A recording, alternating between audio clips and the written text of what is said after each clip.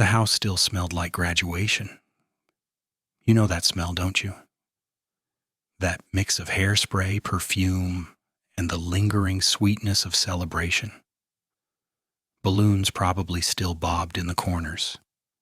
Streamers might have hung from the ceiling. Somewhere in that small house, on East Delmar Street, there was probably a camera with undeveloped film, capturing smiles that would become the last recorded evidence of 3 lives about to vanish into thin air. June 7th, 1992, Springfield, Missouri. A Sunday morning that began like any other and ended as one of the most haunting mysteries in American history. My name doesn't matter. What matters is that I'm here to tell you a story that has haunted investigators, families, and an entire community for over 3 decades. A story about 3 women who walked into a house and never walked out. A story about a town that still holds its breath, waiting for answers that may never come. This is the story of Sherrill Levitt, her daughter Suzanne Streeter, and Suzanne's friend Stacy McCall. 3 women. 1 night, 0 answers. Before you scroll away, before you decide this is just another true crime story you've heard 100 times, I need you to understand something. This case is different. This case broke every rule. This case defied every profile. And after 32 years, it remains as cold as the June morning when the first phone calls went unanswered. If this story moves you, if it makes you think, if it keeps you up at night the way it's kept me up, then I need you to do something right now. Share this video. Hit subscribe. Because somewhere out there, someone knows what happened. And maybe, just maybe, spreading this story one more time could be the thing that finally shakes loose the truth.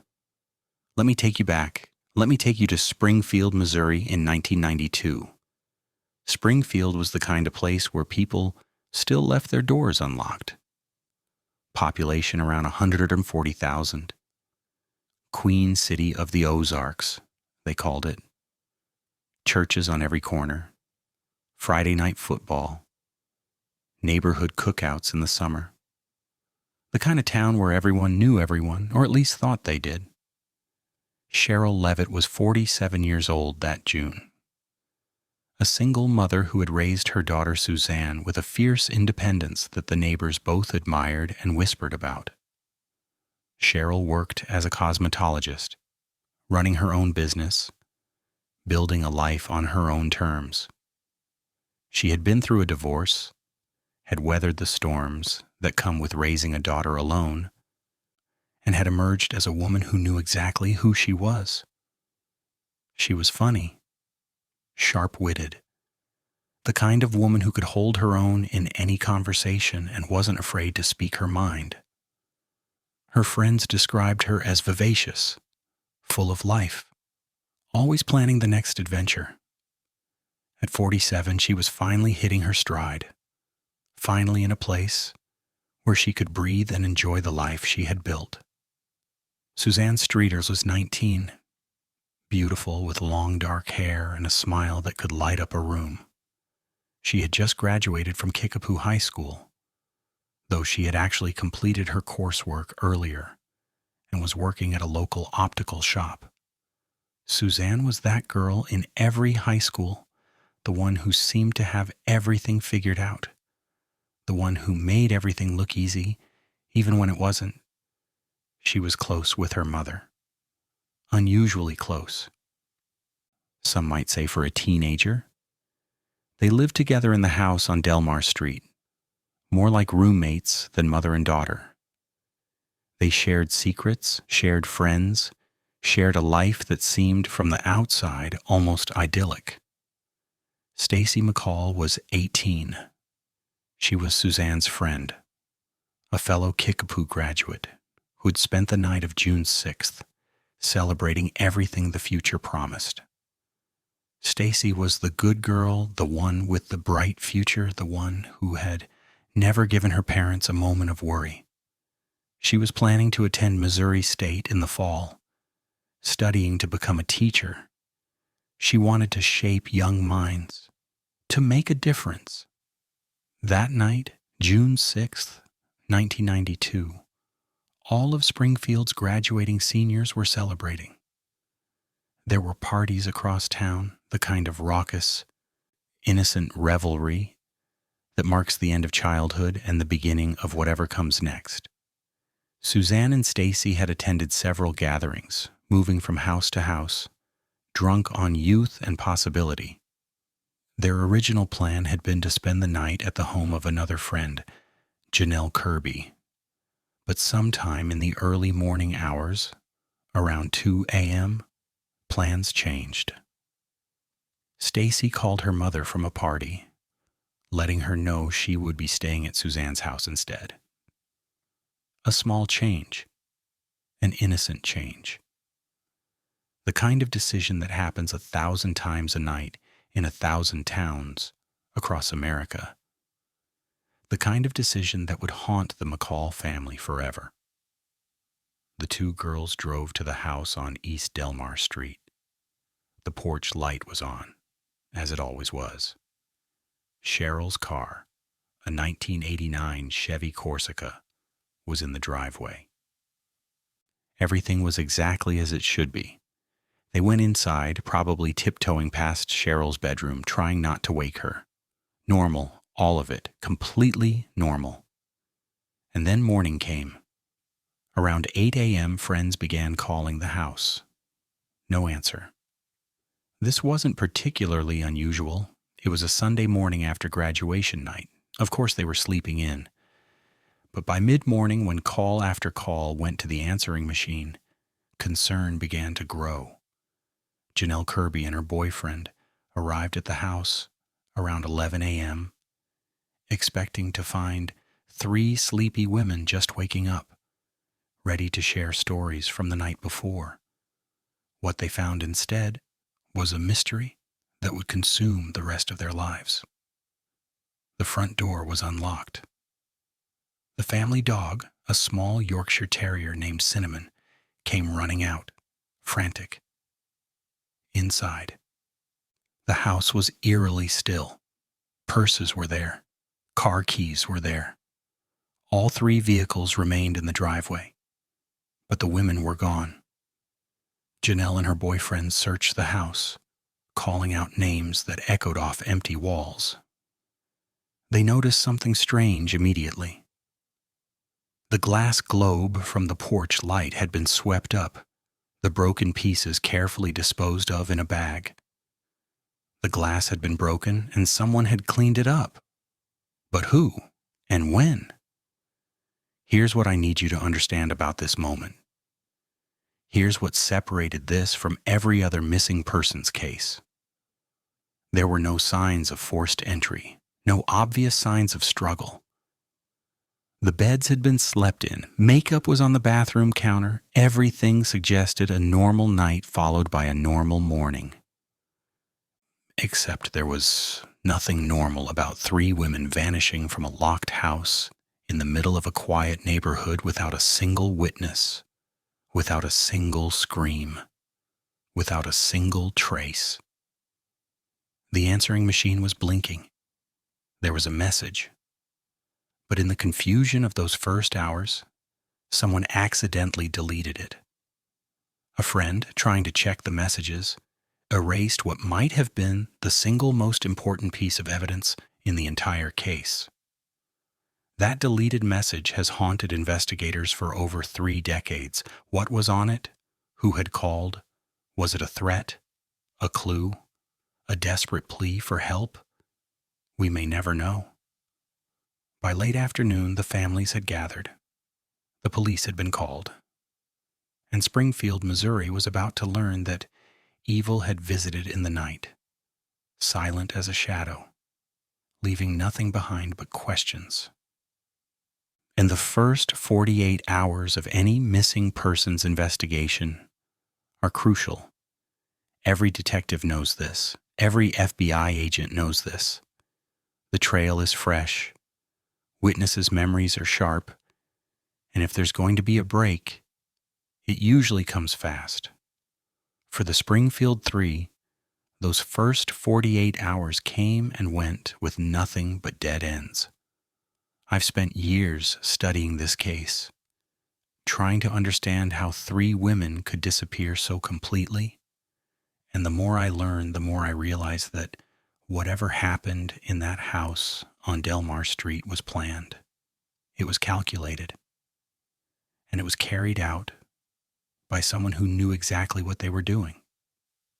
The Springfield Police Department was not equipped for a case like this. In 1992, their homicide unit was small, their resources limited. They had dealt with domestic violence, bar fights gone wrong, the occasional robbery that ended in tragedy, but a triple abduction from a residential home in the middle of the night? This was beyond anything they had ever encountered. Detective Sergeant Tony Mazzara took lead on the case. He was a veteran, experienced, and thorough, but even he would later admit that this investigation pushed him to his limits. The crime scene, if you could even call it that, offered almost nothing to work with. Let me walk you through what investigators found in those first critical days. The house on Delmar Street was a modest single-story home, well-maintained in a quiet neighborhood. When police arrived, they conducted a thorough search. The beds had been slept in. Sherrill's bed showed signs of recent use. A mattress on the floor of Suzanne's room, likely where Stacy had slept, was similarly rumpled. Everything suggested the women had been home, had slept, had been interrupted at some point during the night or early morning. Sherrill's purse was on the floor near her bed. Suzanne's purse was nearby. Stacy's purse was also recovered. Inside each purse, wallets, identification, money, cigarettes. Nothing appeared to be missing. In Sherrill's purse, they found about $40 in cash. Robbery was clearly not the motive. The women's shoes were in the house, multiple pairs, including the shoes they had likely worn the night before. This detail is crucial. It meant that wherever they went barefoot or in house slippers. No woman willingly leaves her home barefoot, not to go anywhere by choice. 3 cars sat in the driveway: Sherrill's Corsica, Suzanne's Ford Escort, Stacy's Toyota Corolla. All locked, all undisturbed. If the women had left voluntarily, wouldn't they have taken at least one vehicle? The broken porch light globe remained one of the few physical pieces of evidence. The glass had been broken, shattered on the concrete step. Someone had swept it up and placed the shards in a plastic bag near the front door. But the globe's metal base was never found. Where had it gone? Had someone removed it? Had it been used as a weapon? Investigators theorized that the porch light might have been deliberately broken to provide cover of darkness, or perhaps it was broken during a struggle, as the victims were forced out the door. The truth is, no one knows. The broken globe raised more questions than it answered. The family dog, Cinnamon, had been in the house when friends arrived. The dog was agitated, distressed, but unharmed. Dogs bark at strangers. Dogs attack intruders. What kind of perpetrator could enter a home, subdue 3 women, and leave the dog alive and relatively calm? Someone the women knew? Someone with experience controlling situations? Someone who had planned for every contingency? The deleted answering machine message became an obsession for investigators and armchair detectives alike. Janelle Kirby, in the chaos of those first hours, had pressed buttons on the machine, accidentally erasing the message. She would carry the guilt of that moment for the rest of her life, though no one could reasonably blame her. She was a teenager, terrified, not thinking clearly. It How could she have known? Witnesses were canvassed, neighbors were interviewed, and slowly a fragmentary timeline began to emerge. And the last confirmed sighting of all three women was around 2:15 a.m. on June 7th, when Suzanne and Stacy returned to the house. A neighbor reported seeing the porch light on at that time. Another neighbor thought they heard a dog barking around 3 a.m., but they hadn't thought anything of it. Dogs bark. It happens. One neighbor, though, reported something that made investigators pause. She said she was awoken around 3 a.m. by a sound she described as a woman's scream. A single scream, quickly silenced. She didn't call the police. She told herself it was probably just teenagers horsing around after graduation. She went back to sleep. For 32 years, that neighbor has lived with the question of what might have happened if she had called 911. As the days turned into weeks, investigators pursued every lead. They interviewed ex-boyfriends, estranged family members, acquaintances with questionable backgrounds. They ran down tips that poured in from across the country. They examined the women's lives with a microscope, looking for anything that might explain why someone would target them. What they found was complicated. Sherrill Levitt was a successful, independent woman, but her personal life had its share of drama. She had been divorced twice. She had dated men who, in retrospect, seemed questionable. But there was no clear suspect, no obvious enemy, no one who seemed capable of such a calculated crime.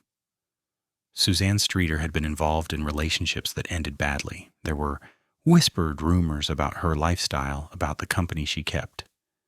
But rumors are not evidence, and investigators found nothing concrete to suggest that any of Suzanne's past relationships had led to this. Stacy McCall was the innocent bystander, the one who wasn't supposed to be there. She was at the wrong place at the wrong time, a victim of a last-minute change in plans. Her presence actually complicated certain theories. If someone was targeting Sherrill or Suzanne specifically, why take Stacy too? It would only increase the risk. Unless the perpetrator couldn't leave a witness behind. The investigation expanded to include the FBI. Behavioral analysts studied the crime, trying to develop a profile. What they concluded was chilling. This was likely the work of more than one person. Controlling 3 adult women, loading them into a vehicle, and leaving no trace would be nearly impossible for a single perpetrator. 2, maybe 3 people were likely involved. They also concluded that this was not a random crime. The victims were almost certainly targeted. The perpetrator or perpetrators had some connection to the house, knew when the women would be vulnerable, and had planned the abduction in advance. But who and why? Weeks turned into months, months turned into years. The case went cold, then colder still. Let me pause here and ask you something. Think about the last time you changed your plans at the last minute. Maybe you decided to stay at a friend's house instead of going home. Maybe you took a different route, made a different choice, altered your path by just a few degrees. We all make these decisions every day, never thinking about them, never considering how one small change could alter everything. Stacy McCall made that kind of decision on the night of June 6th. She chose to stay at Suzanne's house instead of Janelle's. That choice meant her family never saw her again. What do you think was going through her mind in those final moments of normalcy? What do you think any of them were thinking as they fell asleep that night, completely unaware of what was coming? Leave a comment below. Tell me what you think happened in those dark hours, because this case has never been solved, and every theory, every perspective might be the one that finally unlocks the truth. Over 3 decades, hundreds of people have been investigated in connection with the disappearance of the Springfield Three. Names have surfaced, been examined, and ultimately been set aside for lack of evidence. But 3 names have persistently risen to the top of the list. 3 individuals who investigators have never been able to fully clear. I want to take you through these suspects now. Not because I believe any one of them is definitively guilty, but because understanding who was investigated helps us understand the case itself. The first name you need to know is Robert Craig Cox. Cox was a former Army soldier with an extensive criminal history. He had been convicted of killing a young woman in Florida in 1978, though that conviction was later overturned on a technicality. He was arrested for robbery in Texas shortly after the Springfield Three disappeared. He was known to be in the Springfield area in June 1992, and he had connections to the case that made investigators very interested. Cox allegedly told fellow inmates that he knew what had happened to the 3 women. He reportedly claimed they would never be found, that they were dead, and that their bodies had been hidden so well they would never be recovered. When confronted by investigators, Cox was evasive, playing games, neither confirming nor denying his involvement. In one chilling statement, Cox reportedly told someone that he had been at the house on Delmar Street that night, but he was just the driver. He suggested that others were involved, others who had done the actual abduction. When pressed for details, he refused to cooperate. Cox was never charged in connection with the Springfield Three. The evidence was circumstantial at best, but his knowledge of the case, his violent history, and his apparent enjoyment of taunting investigators have kept him at the top of the suspect list for years. Is he guilty? He's currently serving a life sentence for another crime. If he knows what happened that night, he has never fully revealed it. The second name is Dustin Rekla. Rekla was a drug dealer who operated in Springfield in the early 1990s.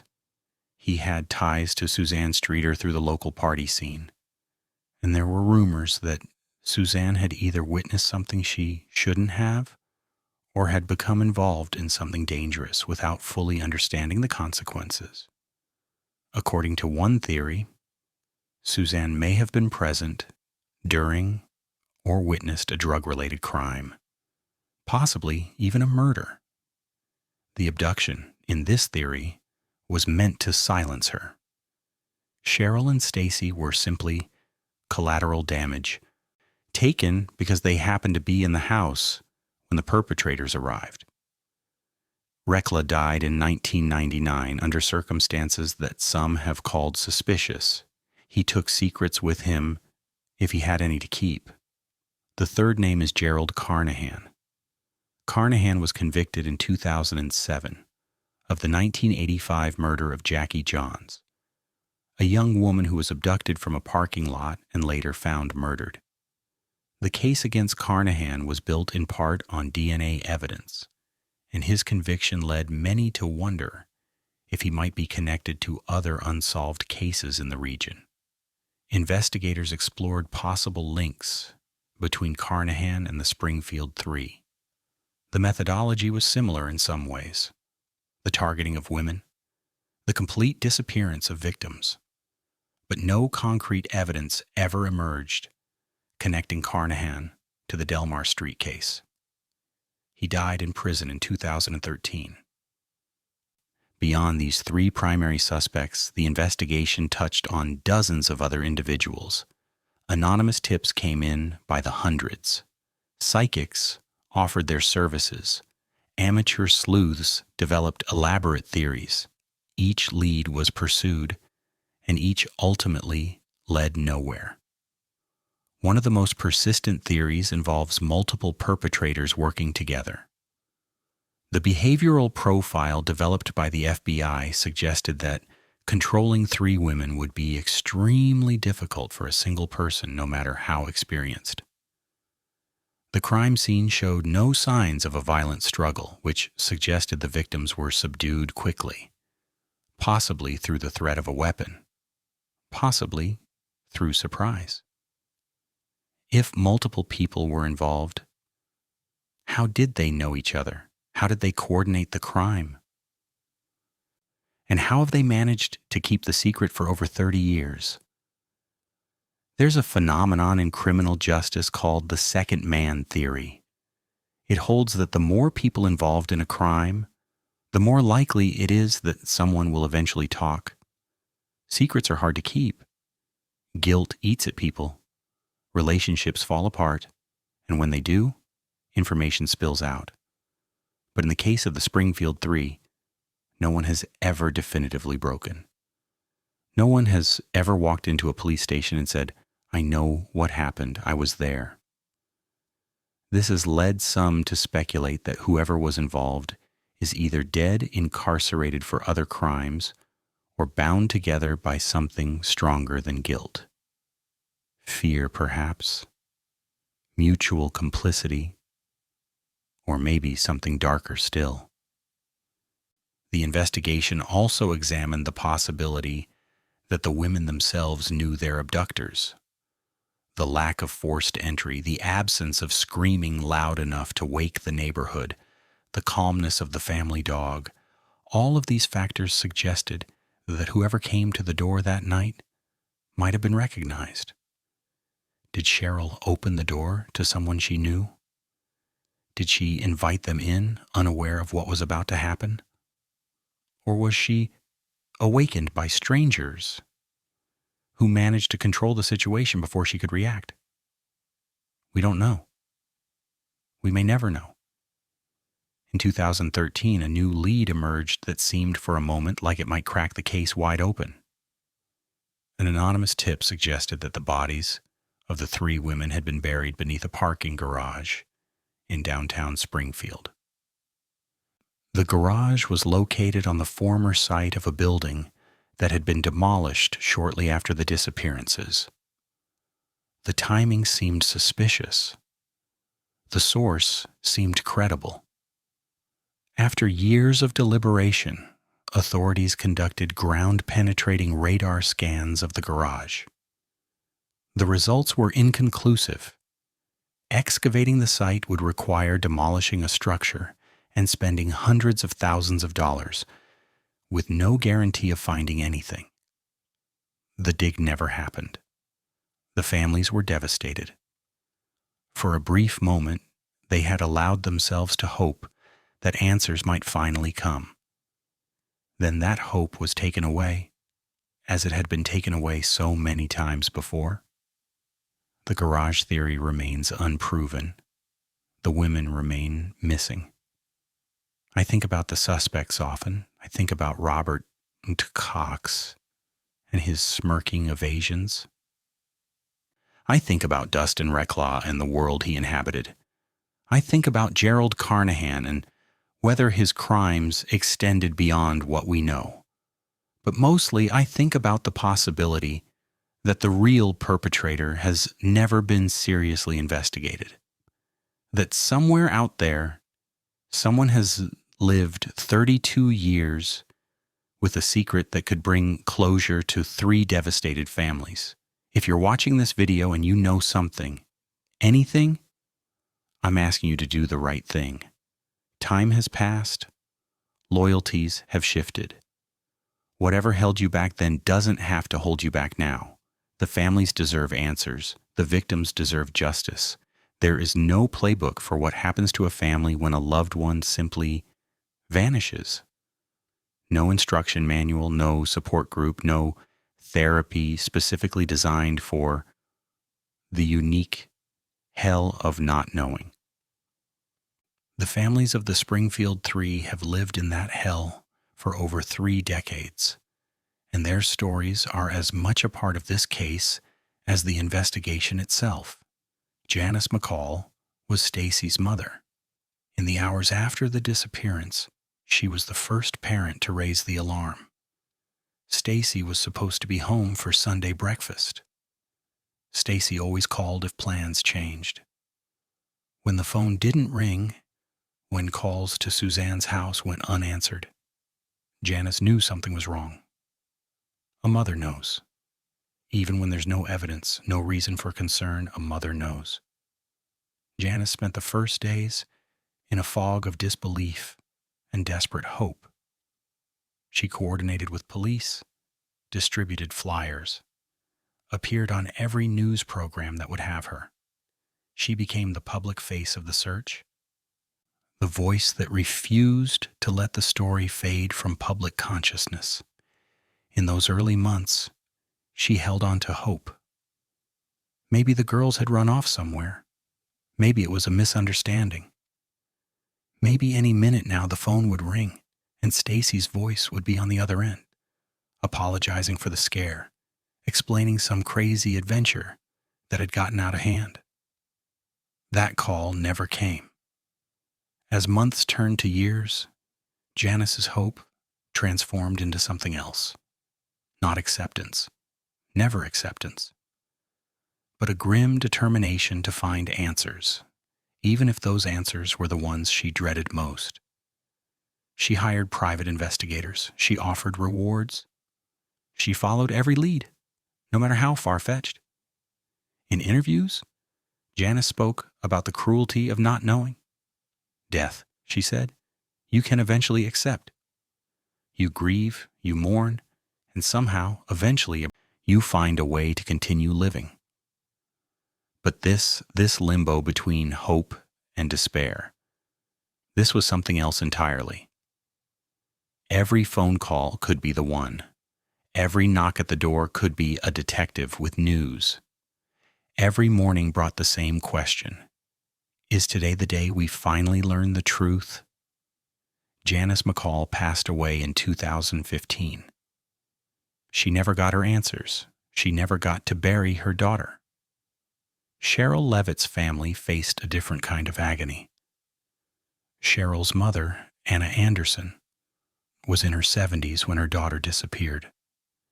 She took on the search with a fierce determination that belied her age, insisting that Sherrill would be found, that someone, somewhere, knew something. Anna offered a substantial reward for information. She pleaded on television. She wrote letters to anyone she thought might be able to help. She refused to believe that her daughter was gone forever. As the years passed, Anna's health declined. The stress of not knowing took a physical toll, as it always does. She developed heart problems, breathing difficulties, the accumulated weight of grief manifesting in her body. Anna Anderson passed away in 2010. Like Janice McCall, she never received closure. She went to her grave not knowing what happened to her daughter and granddaughter. Stacy McCall's father, Stuart, continued the fight after Janice's death. Stuart had always been quieter in his grief, less public than his wife, but no less determined. He maintained contact with investigators, stayed updated on the case, and never stopped believing that one day someone would come forward with the truth. Stuart McCall passed away in 2018. The children of the victims, the siblings and cousins and extended family members, they carry the burden now. They have grown up in the shadow of this tragedy, their lives forever defined by a night they didn't even know was happening. There's something particularly cruel about a crime that spans generations. The parents who lost their children and grandchildren are now gone themselves. A new generation has taken up the search. People who were children themselves when the disappearance occurred, people who know the victims only through photographs and stories and the ache of absence. The community of Springfield, too, has been marked by this case. For years after the disappearance, there was a palpable fear in the city. If 3 women could vanish from their home in the middle of the night, if such a crime could go unsolved, then no one was safe. Parents kept their children closer. Neighbors watched more carefully. The illusion of small-town safety had been shattered, and it would never fully be restored. The case has become part of Springfield's identity, a dark chapter that the city cannot close because the story has no ending. Every few years, when a new lead emerges or an anniversary approaches, the old wounds open fresh. And yet, through it all, the families have shown a remarkable resilience. They have not given up. They have not stopped advocating. They have not allowed the world to forget. In recent years, the families have embraced new technologies and new approaches. DNA forensics have advanced dramatically since 1992. Databases exist now that didn't exist then. Cold case units have developed techniques specifically designed to crack old mysteries. The families have worked with these new resources, providing DNA samples, reviewing old evidence, exploring every possible avenue. There is always hope. That's what the families say. There is always hope that tomorrow will be different, that tomorrow will be the day when the phone rings with news that finally brings this nightmare to an end. I think about hope a lot when I consider this case. I think about its power and its cruelty. Hope keeps you going when everything says you should give up. But hope also prevents you from ever fully grieving, from ever truly moving on. The families of the Springfield Three have lived with that double-edged sword for over 30 years. They are the true victims of this crime, the ones left behind to wonder and wait, and never, ever stop hurting. If you're watching this video, you already know something important. You know that these women mattered. You know that their disappearance was a tragedy that echoes across decades. You know that somewhere there is a truth waiting to be discovered. I'm asking you to be part of that discovery. Share this video, share this story. Keep the memory of Sherrill, Suzanne, and Stacy alive. Because as long as people remember, as long as people keep asking questions, there is hope. And hope is the only thing the families have left. In the absence of answers, theories multiply. Over 3 decades, countless explanations have been proposed for the disappearance of the Springfield Three. Some are plausible, grounded in evidence and criminal psychology. Others are far-fetched, the products of overactive imaginations or desperate attempts to make sense of the senseless. I want to walk you through the major theories now, not to solve the case, but to help you understand the scope of possibilities that investigators have considered. The first and most persistent theory involves drug trafficking. In 1992, Springfield, like many American cities, was dealing with a growing methamphetamine problem. The drug trade brought violence, paranoia, and a willingness to eliminate anyone perceived as a threat. According to this theory, Suzanne Streeter had become involved, either directly or peripherally, with individuals connected to the drug trade. Perhaps she had witnessed something she shouldn't have. Perhaps she had inadvertently become a liability. The abduction in this scenario was meant to silence her. Sherrill and Stacy were taken because they happened to be in the house, because they were witnesses who couldn't be left behind. This theory explains several aspects of the case. It explains the apparent planning and coordination of the abduction. It explains why multiple perpetrators might have been involved. It explains the complete absence of bodies, since drug organizations often have access to remote locations and the means to dispose of evidence permanently. But the theory has weaknesses as well. Investigators never found concrete evidence linking Suzanne to drug trafficking. While she was known to enjoy the Springfield party scene, there was nothing to suggest she was deeply involved in criminal activity. Her friends and family insisted she was not a drug user, let alone a dealer or associate of dealers.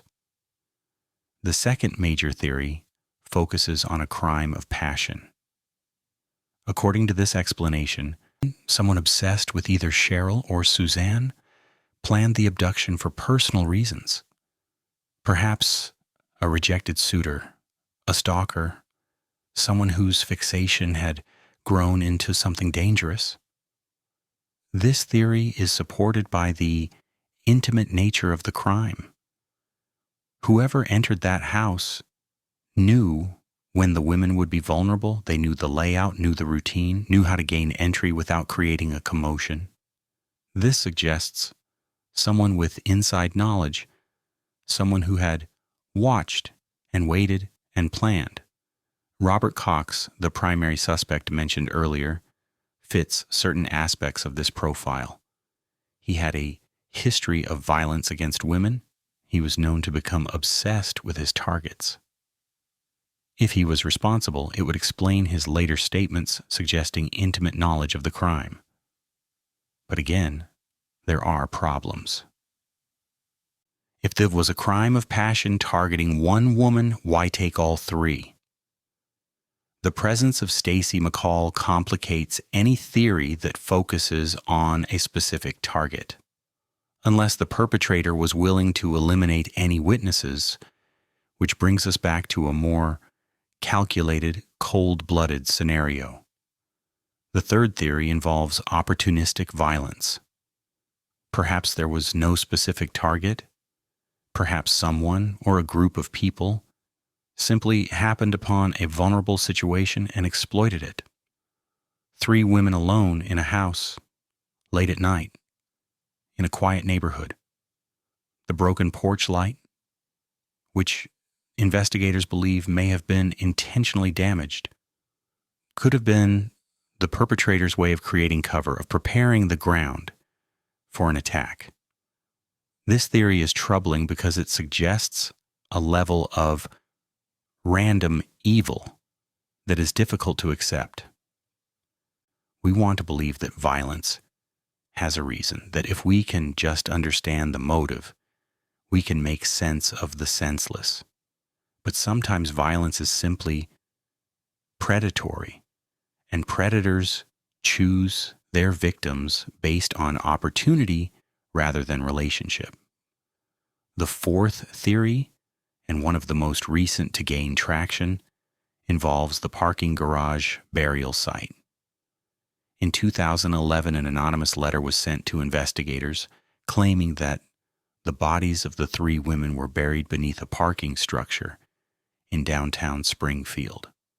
The building had been constructed shortly after the disappearances, and the timing seemed suspicious.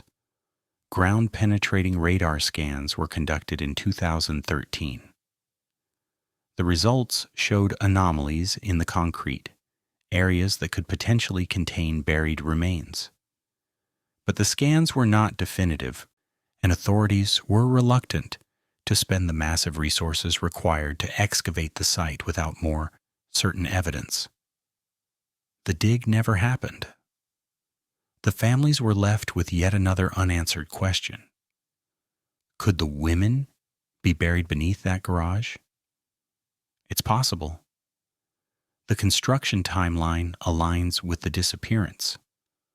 The location is consistent with someone who had local connections and knew how to hide evidence, but without excavation, we simply don't know. There are other theories too. Some believe the women were taken to a remote rural area and killed. The Missouri Ozarks are vast and wooded, full of abandoned mines and caves and places where a body could remain hidden for decades. Search teams have scoured various locations over the years, always coming up empty. Some believe one of the 3 women is still alive, held captive somewhere for 3 decades. This theory is almost certainly wrong, the stuff of movies rather than reality, but it speaks to the desperate hope that refuses to die completely. Some believe the perpetrators themselves are now dead, having taken their secrets to the grave. This would explain why no one has ever come forward, why no deathbed confession has ever emerged. If the people responsible died years ago, the truth may have died with them. And some believe that someone in Springfield knows exactly what happened and has stayed silent for 32 years. Fear, complicity, or simply the inertia of time? Something has kept them quiet? But secrets have a way of emerging. People change. Circumstances shift. The person who stayed silent in 1992 might be ready to talk now. I don't know which theory is correct. I don't know if any of them are correct. What I know is that 3 women disappeared, and despite millions of dollars spent on investigation, despite thousands of tips and hundreds of interviews and decades of effort, we are no closer to answers than we were on that June morning in 1992. The truth is out there. Someone knows it. And eventually, inevitably, it will come to light. Justice delayed is not justice denied. Not entirely, not as long as people keep searching. Physical evidence in the Springfield Three case is maddeningly sparse. Whatever happened that night, whoever was responsible, they were careful. They planned. They left almost nothing behind. But almost nothing is not nothing.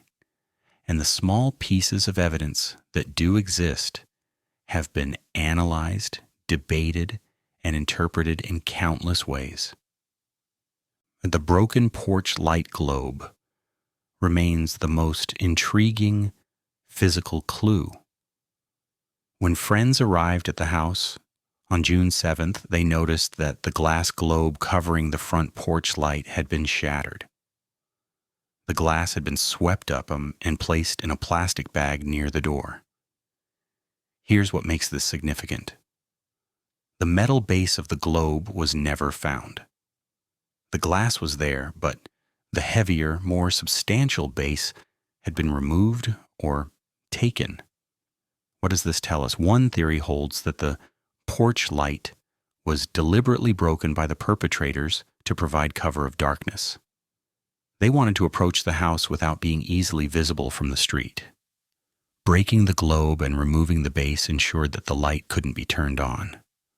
Another theory suggests the globe was broken during a struggle, perhaps as the victims were being forced out the door.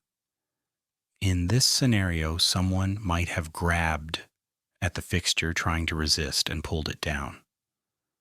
The base was then removed, either because it was used as a weapon or because it bore evidence like fingerprints that needed to be eliminated.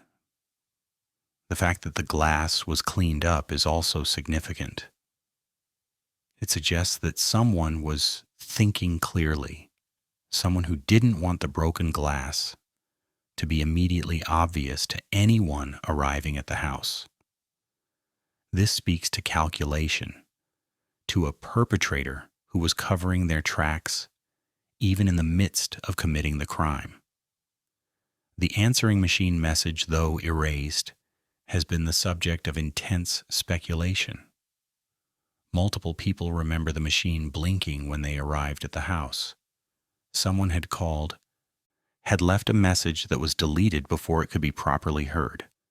Investigators have tried to recover the message through various technical means, all without success.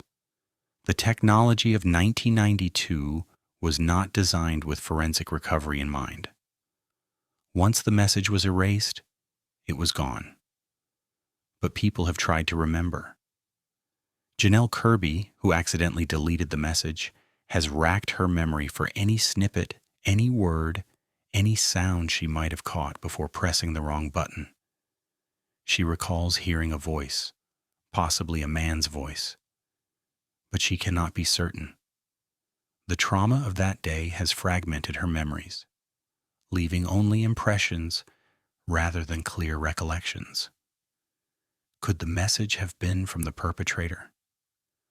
A taunting call, a ransom demand that was never followed up? Or was it something innocent? A friend calling to make plans, completely unrelated to the crime? We'll never know. That message, whatever it contained, is lost forever.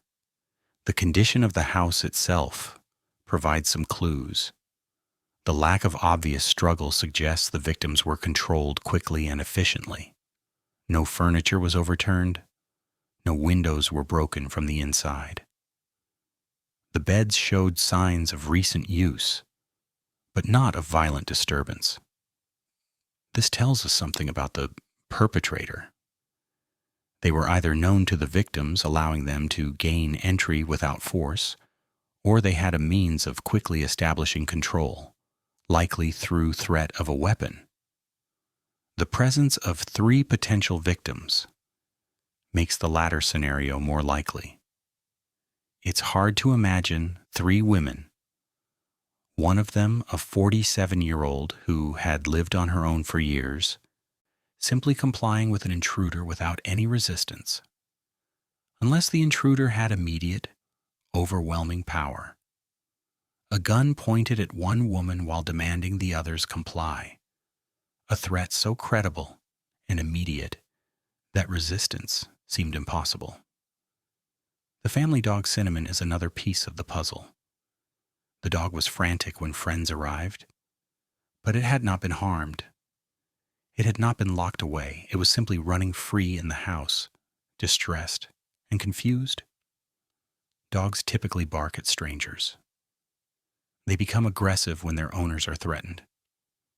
Yet there are no reports of the dog barking loudly enough to wake neighbors.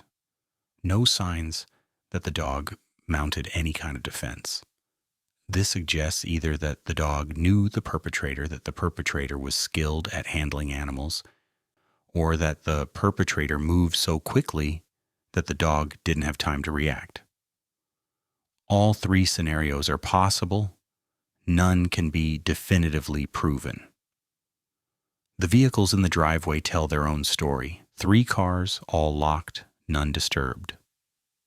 This confirms that the women did not leave willingly in any of their own vehicles. They were either taken in a vehicle belonging to the perpetrator or forced to walk to a location nearby where such a vehicle was waiting.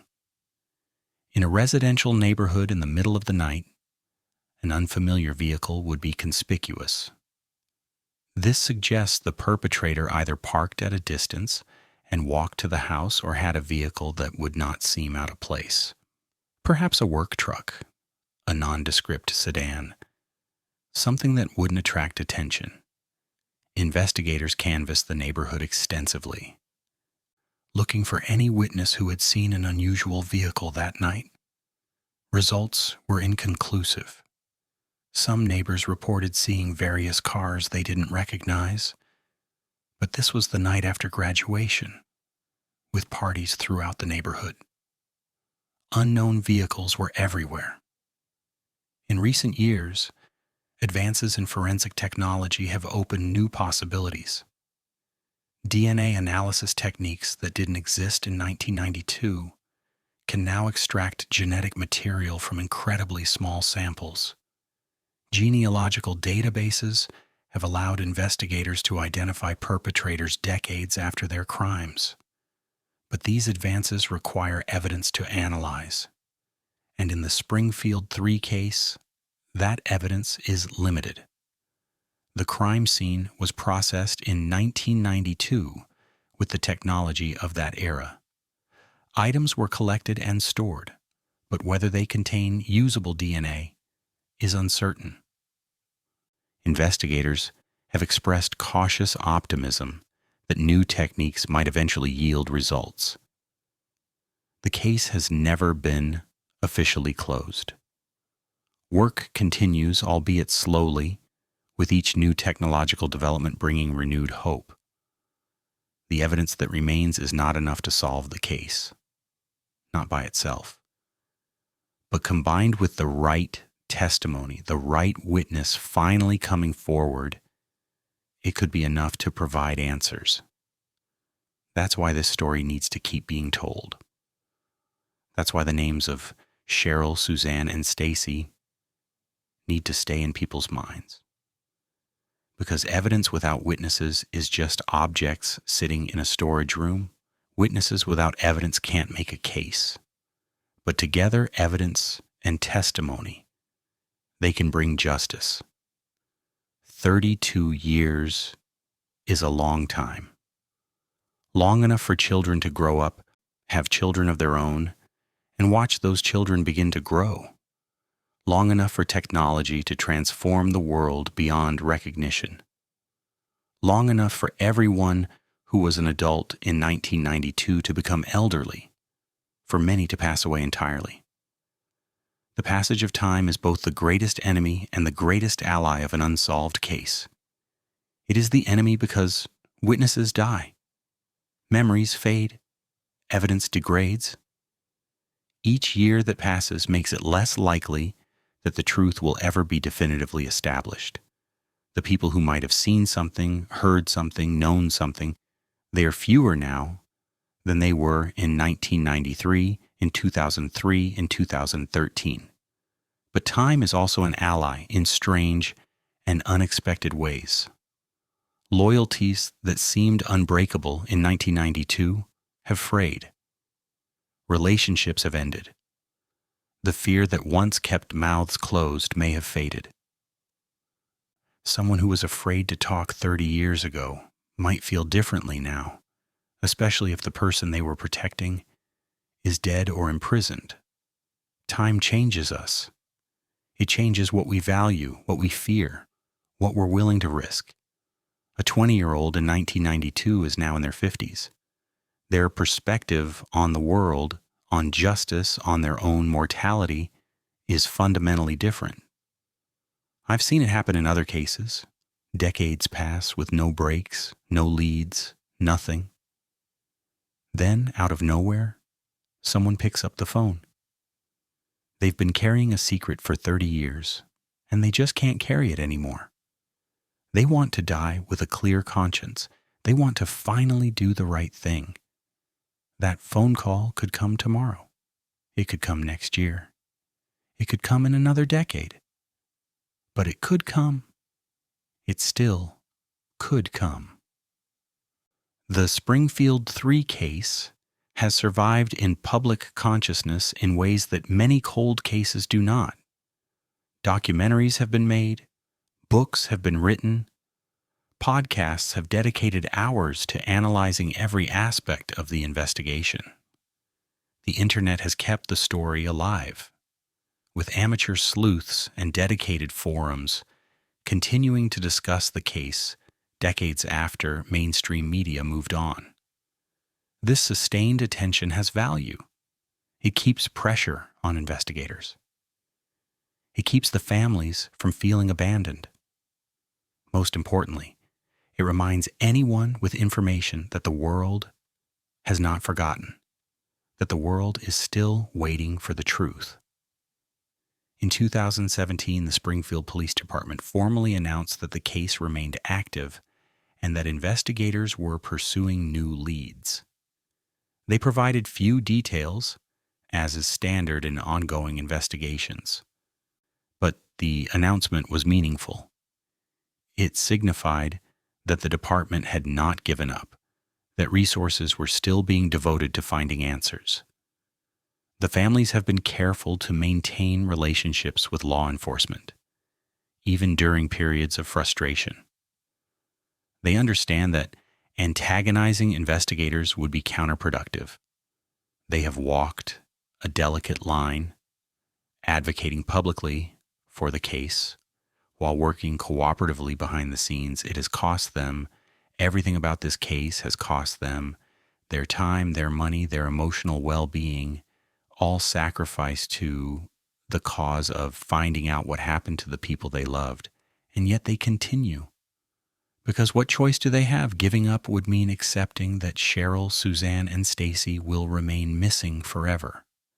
It would mean allowing the perpetrators, whoever they are, to win completely. It would mean saying to the world and to themselves that some crimes are simply too perfect to solve. The families refuse to say that. And so do I. The passage of time has brought one other change worth noting. The generation that was young in 1992, the graduates of Kickapoo High School who partied with Suzanne and Stacy that night, they are now the establishment. They are the business owners, the civic leaders, the people with influence and resources. Some of them have used that influence to keep the case in the public eye. Others have tried to move on, to separate themselves from the tragedy that touched their community. Both responses are understandable. Both are human. But among those graduates, among the friends and acquaintances of the missing women, there may be someone who knows more than they've ever admitted.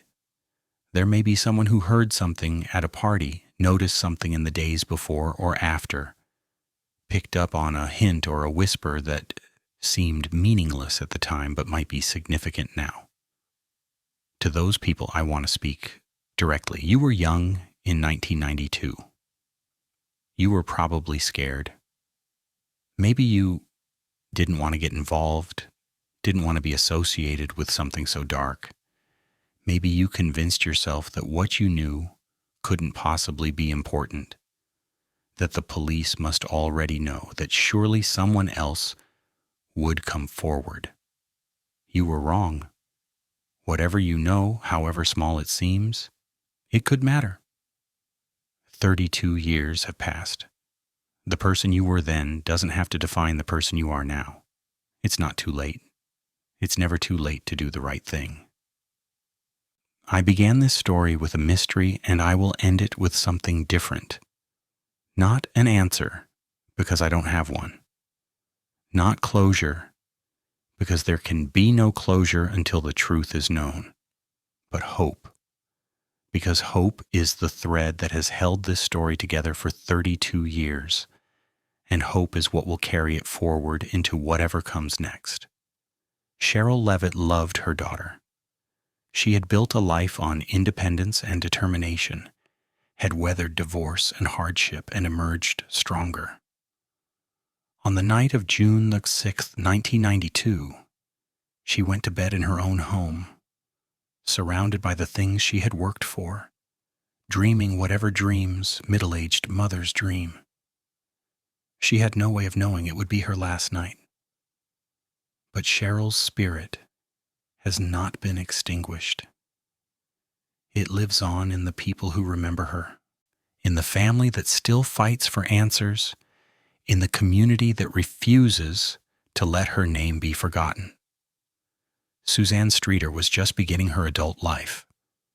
At 19, the future stretched before her, full of possibility. She had graduated, she had plans, she had a mother who loved her and friends who cared about her. Whatever darkness came for her that night, it did not erase who she was. It could not erase the 19 years of laughter and love and life that preceded it. Stacy McCall was in the wrong place at the wrong time. An innocent victim of a last-minute change in plans. A young woman whose only crime was choosing to stay with her friend instead of going somewhere else. Her absence has left a hole in her family that can never be filled. But her memory, the memory of a good girl with a bright future, endures. These 3 women have been missing for over 3 decades. But they are not forgotten. They will never be forgotten. The case remains open. Investigators continue to work leads, to examine evidence with new techniques, to wait for the phone call that might finally break the case. The families continue to advocate, to speak out, to keep the story alive. And somewhere, perhaps in Springfield, perhaps far away, someone knows what happened that night. Someone has lived with the truth for 32 years, has woken each morning knowing what they know, has gone to sleep each night with the weight of that knowledge pressing on their conscience. To that person, I want to say this: the burden you carry does not have to be permanent. The secret you hold can be released. The right thing to do is the same now as it was in 1992. And the peace that could come from finally telling the truth, from finally giving answers to families that have suffered for so long, that peace is still available to you. It's not too late. It's never too late. I began this story by asking you to stay until the end, to listen to a mystery that has no resolution. You've stayed. You've heard the story of 3 women who vanished, of families that were destroyed, of a community that has never stopped hurting. Now I'm asking you for one more thing. Share this story. Tell someone about Sherrill, Suzanne, and Stacy. Keep their names alive. Because as long as their story is being told, as long as people remember and wonder and ask questions, there is hope. Hope that the truth will emerge. Hope that justice will prevail. Hope that someday the families will finally have the answers they deserve. The Springfield Three are missing, but they are not gone. They live in memory. They live in the ongoing investigation. They live in every person who hears this story and refuses to forget. And somewhere, in a truth that has been hidden for 32 years, they're waiting to come home. The story of the Springfield Three does not have an ending. Not yet. But every unsolved case, every mystery that persists across decades contains within it the possibility of resolution. The truth exists. It has always existed, and someday, somehow, it will be revealed. Until that day, we remember, we advocate, we hope for Sherrill, for Suzanne, for Stacy, for the truth that still waits to be told.